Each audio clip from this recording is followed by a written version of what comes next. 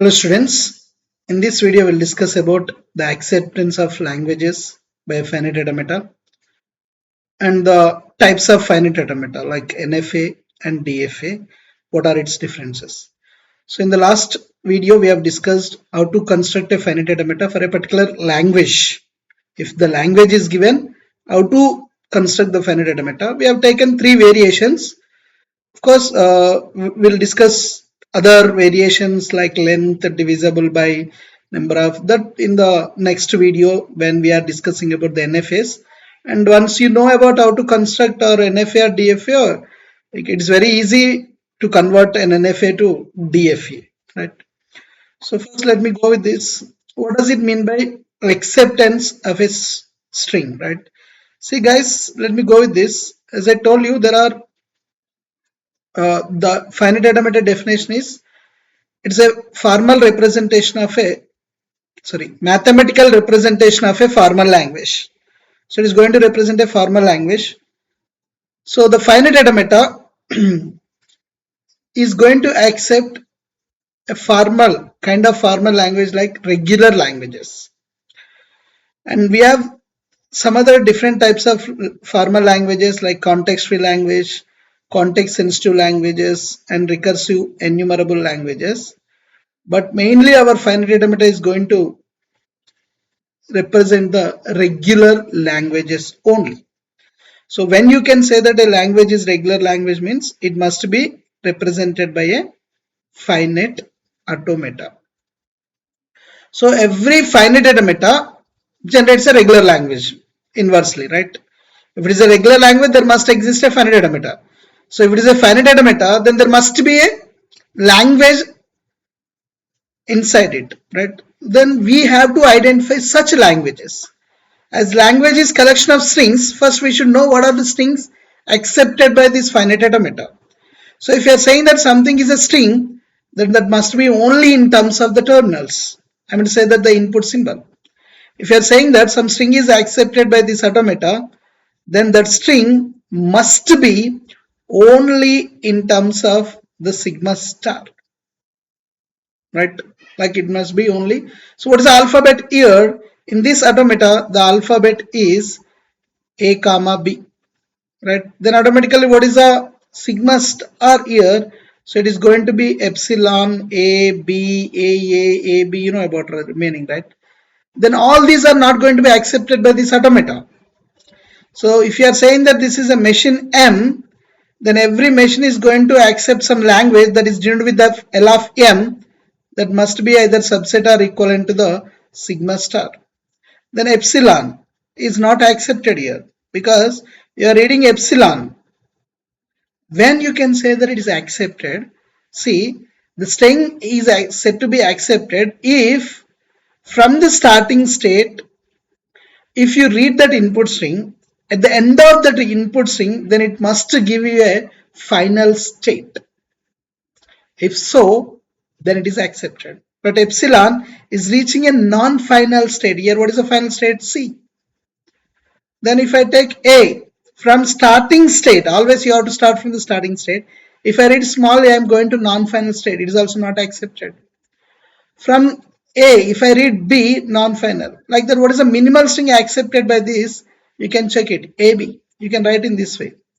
For example, starting state is A, then you can write A, B, A.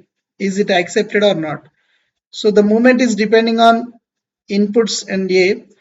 On capital A, if I read small a where we are going A, what are the remaining input symbols? BA. Then AB where we are going to C, but don't stop it. We have to read all the input symbol. CA where we are going B. Is it a final state? No. Then it is not accepted. Then let me go with this B, A, B. We'll check it. So from the starting state, that is A, if I read BAB, AB where we are going A itself, then the remaining symbols, A where we are going B, so B, then we are having B, so BB where we are going C. It is belongs to final state, then we can conclude that the string is accepted. That's it. So this is how we can say that the string is accepted or not. Then same way, every finite automata is generates what? a regular language. The language is nothing but collection of strings accepted by this automata. Then we can write the language here. So what is the minimum string accepted by this automata? You can take it from the starting state. What is the minimum string to reach the final state? That is AB. Then you can write it. The next one is BAB, reaching the final state. BAB, same thing. Or you can take whatever you want. AAB. From the starting state, you have to reach the final state. Or see, you can take one more like AABA. AABA or AAAB. So triple AB or BAAB or BBAB. You have to reach the final state or ABAB, right? So on like that. All these strings are going to be accepted. If you are saying that it is a regular language or formal language, there must be some common restriction, right? One or two. What is the restriction? You have to identify from here. What is the common point? See, AB we have AB, AB, right? And what it is?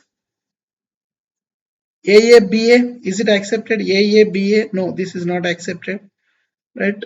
Or AABAB accepted, okay? Or okay, so this is not accepted.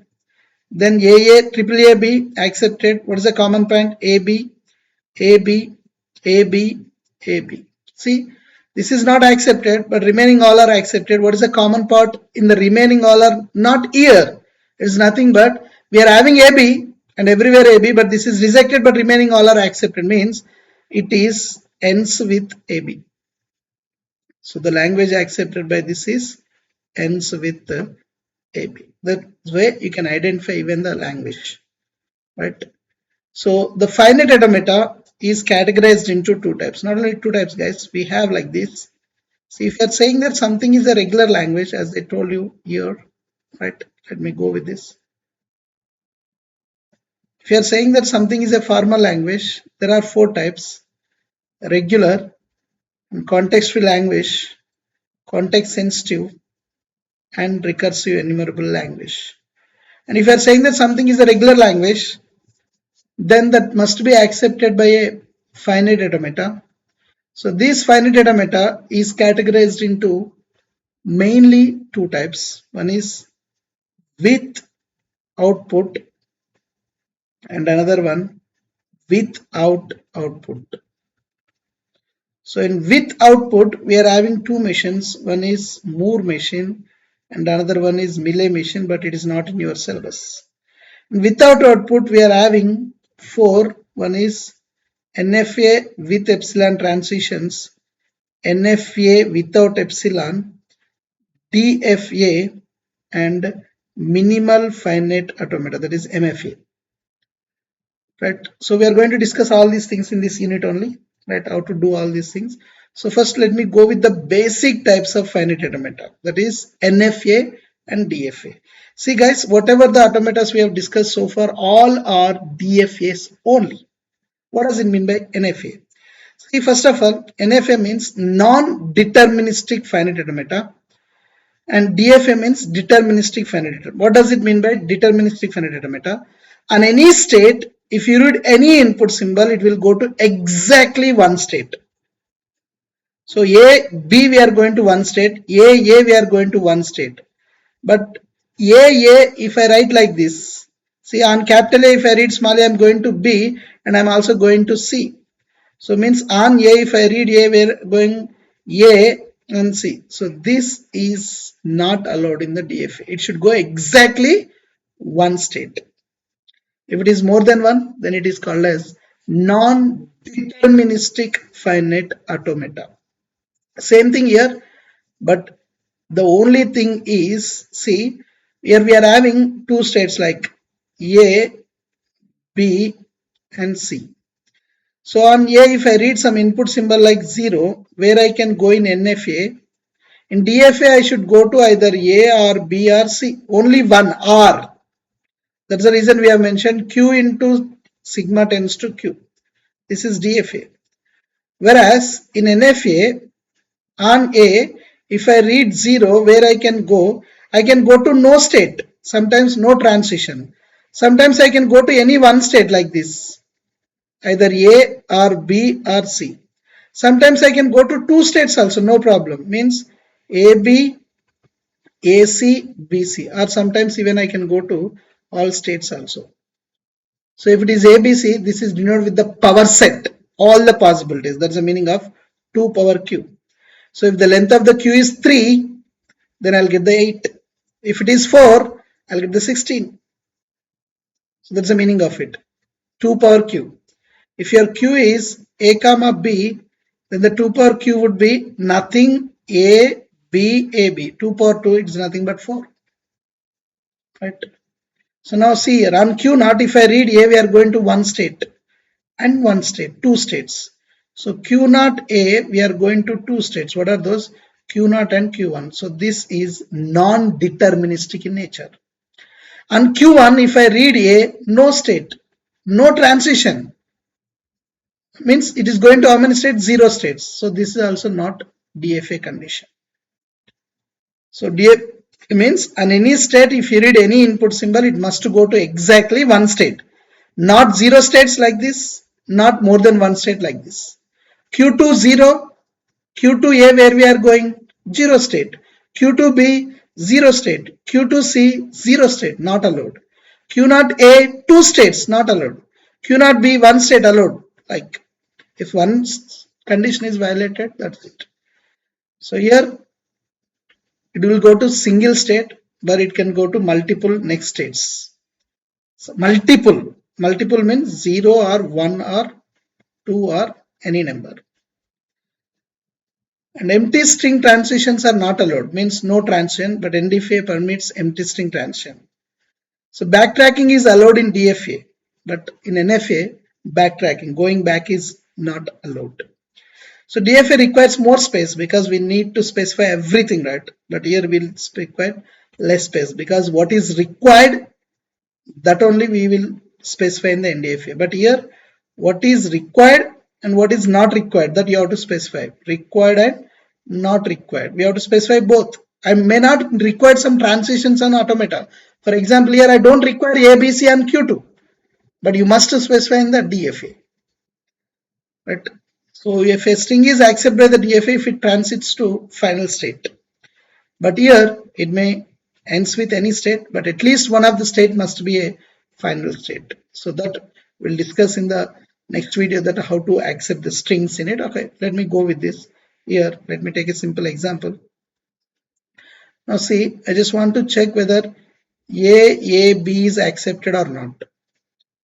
Okay, on Q naught, if I read A, where we are going, so we are going to A and Q naught and Q1. Then you have to write Q naught and Q1. We are going to two states on Q naught. If I read the first input symbol A, it is giving two states.